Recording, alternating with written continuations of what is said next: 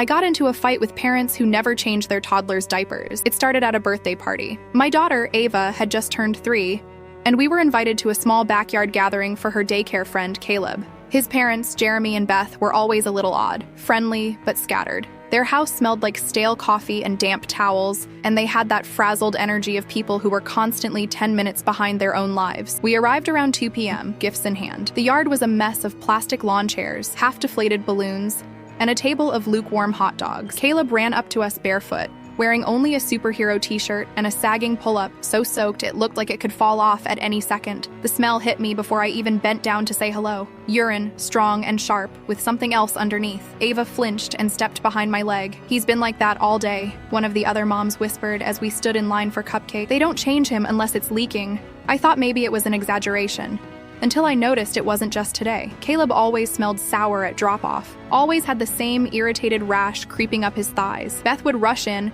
hand him off to the teachers, and be gone before anyone could comment. I started watching more closely. Then one afternoon, Ava came home upset. I asked what was wrong. She said Caleb had an accident during nap time, and the teacher asked if anyone had extra clothes. Ava offered her backup shorts from her cubby. "He said thank you," she said, but he was crying. He said his mommy said he was too big for diapers, so he had to wear the same one all day. I called the daycare the next morning. The director hesitated, but confirmed what I already suspected. "We've spoken with his parents several times," she said, "but we can't force them to bring changes of clothes or diapers. We do what we can." That Saturday, there was a play date at the park. Caleb arrived with his parents. He ran straight to the sandbox. His pants were already stained. He smelled like he hadn't been changed all morning. Other kids pulled away. A few parents noticed and exchanged glances. Beth sipped iced coffee and scrolled her phone. I couldn't take it anymore.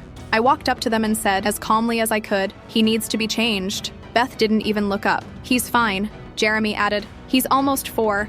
We're trying to teach him independence. He's soaked through his pants," I said. "He has a rash so bad he can't sit comfortably. This isn't independence.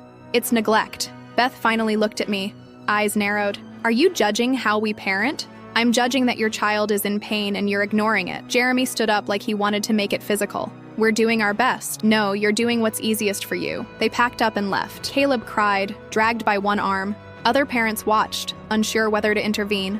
A week later, I got a call from the daycare. CPS had visited. A teacher had made a report. Caleb was being monitored now. He showed up in clean clothes for the first time in weeks. Ava said he smiled more. I don't know what happened at home after that. I just know Caleb didn't flinch when someone reached for his hand anymore. He didn't smell like ammonia. And he asked Ava if she wanted to play blocks, not just sit alone on the rug. Some people say it's not your place to get involved, but sometimes silence is just another word for permission.